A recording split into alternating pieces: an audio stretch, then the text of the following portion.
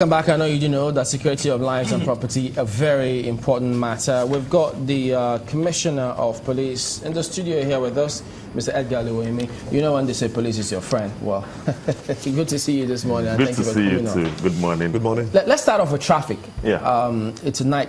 It's always tough when you're in that gridlock. They say time is money and time is spent. So if you spend it on traffic, it's unproductive to a lot of people. There is a task force, which you understand. I think the state government also looking to see what they can do about that Apapa Road, the gridlock there. What's going on now? Yes, the problem of traffic in Apapa Tinkan axis is truly a nightmare. It's a problem. But I'm happy that a series of meetings have been called by the management of the MPA with all the stakeholders, all the tank farm owners, all the concessionaires. So they are trying to solve that problem. At least let us have a permanent solution to that problem. But meanwhile, it behoves on us to ensure that we maintain some form of sanity there. And that was why during the last Security Council meeting, I suggested that we go into partnership. We have a joint task force. The task force is made up of the police, the civil defense, the Federal Road Safety Corps, and LASMA. As at yesterday, we have deployed effectively on that axis. We have a total number of 330 policemen spread around. We have 50 men from the Federal Road Safety Corps.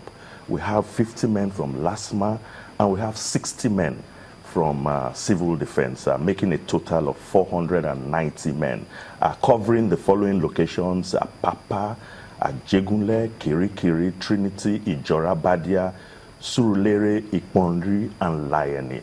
And the area commander, Area B, Apapa, is the ground commander. What exactly would they be doing?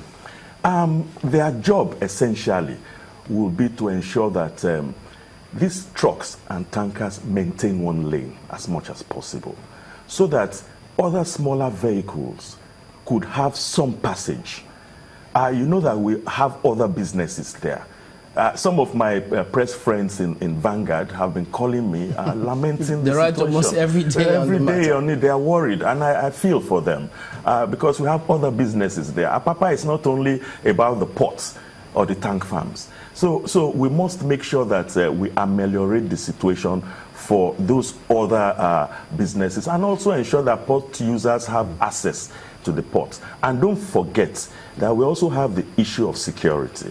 When you have such nasty gridlocks, it's not unusual to have miscreants here and there wanting to cash in on the situation to rob motorists. So the task force will also take care of this. That is why we have increased the police presence and visibility. So at the moment, this suggests that the challenge there is, to some degree, that of indiscipline of road users there.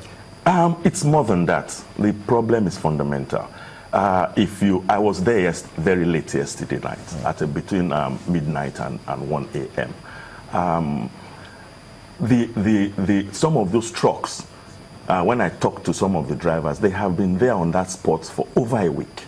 Wow. Trying to gain access to the port. No holding bays. The tank farms don't have holding bays. Inside the port, no holding bays. So you can imagine when you have trucks all over the place.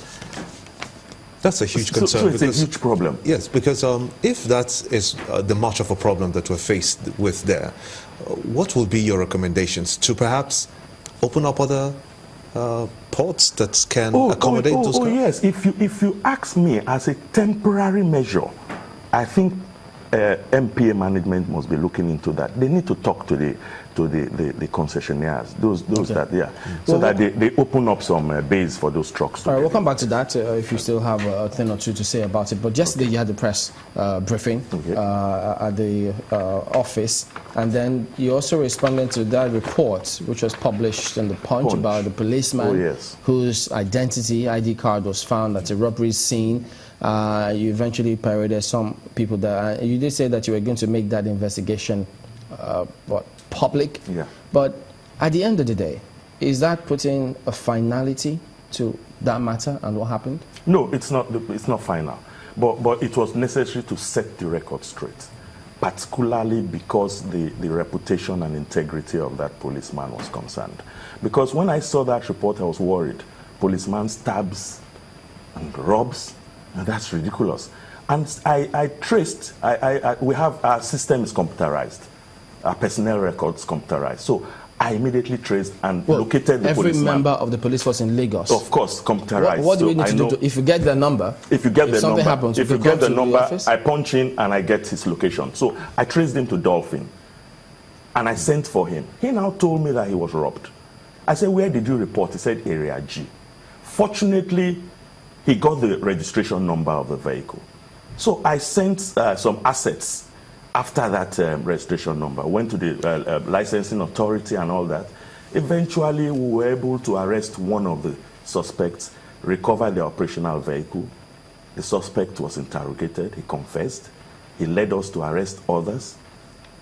The only one of them now who is at large, I have issued a manhunt for him.